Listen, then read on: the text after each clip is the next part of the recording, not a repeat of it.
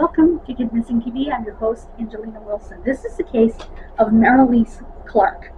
She was 14 years old from Omaha, Nebraska, when she disappeared in August of 1972.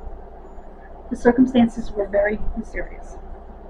She was last seen near Valley High Lounge, located on the corner of North 24th Street and Hamilton Street, on August 1st of 1972.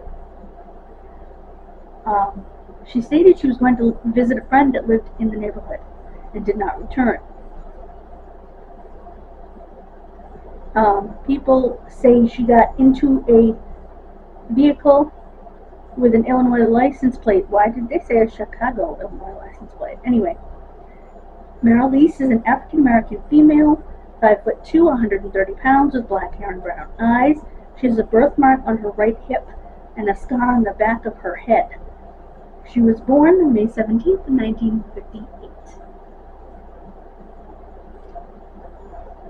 2 years prior to her disappearance, she was named in a federal affidavit by the Bureau of Alcohol, Tobacco, and Firearms, the ATF, stating she had seen a large collection of foreign-made firearms and explosives inside the headquarters of the National Committee to Combat Fascism, NCCF. This testimony was submitted by Agent Thomas Sledge, the head of the ATF. Marialice was said to have allegedly described the dynamite and machine guns in intricate detail, down to exactly how many sticks of dynamite were in each bundle and how many machine guns were inside each box. So detailed, in fact, that it seemed too detailed to come from a 12-year-old girl. She allegedly went on to say that she saw 5 men making a bomb out of the dynamite, including a 16-year-old named Duane Peake and his 2 cousins, Frank and William. The affidavit claimed that the men planted the bomb at Components Concepts Corporation, took a photograph of it there, and came back to NCCF headquarters and showed the photograph to Marialice. Huh? Oh my God. Okay, first of all, it's all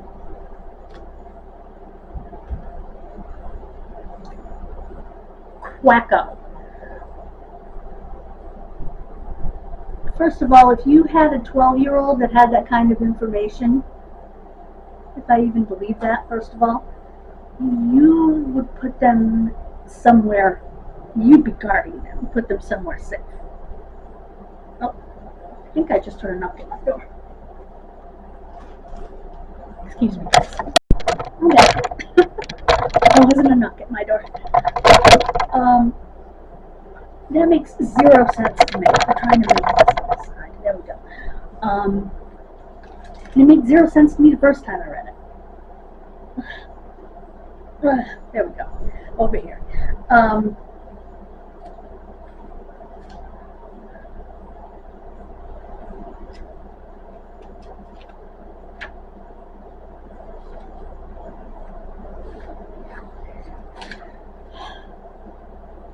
How would a 12-year-old even begin to know how to talk to the ATF?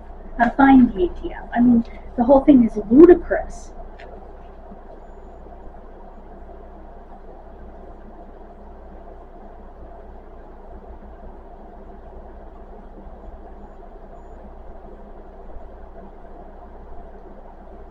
Jeez.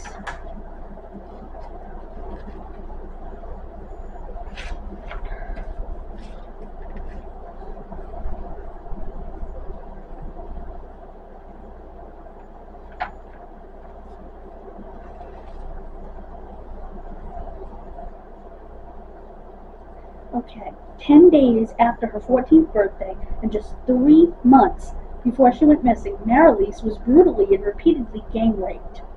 She was able to escape and she called the police. The police did little to investigate. Copies of the paperwork on the incident were revealed, showing many sections of the report left blank. What? There were 2 life insurance policies on Marialice. No one seems to know if those policies were ever cashed out or executed. It wasn't until 1997 that their mother finally received a copy of the ATF affidavit. And when she found out her daughter had been labeled an informant at 12.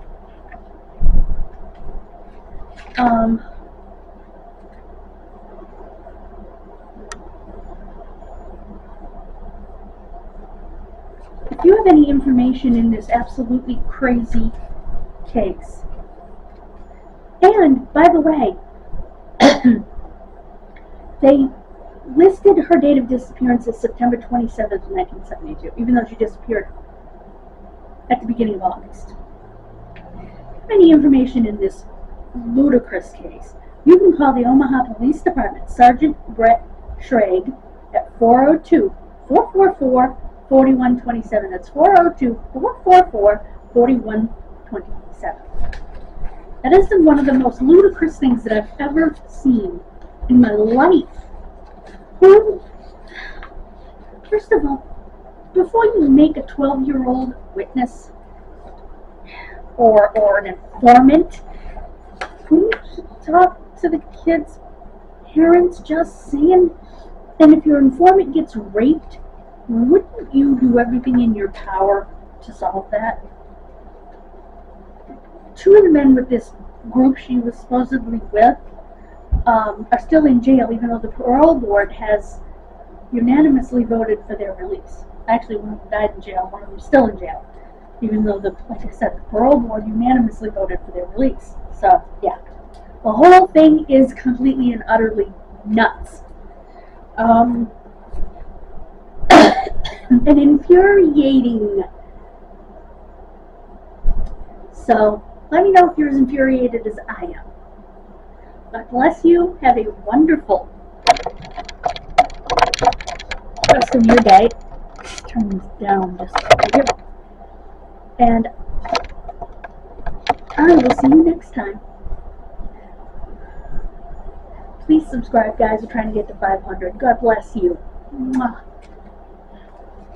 Bye-bye.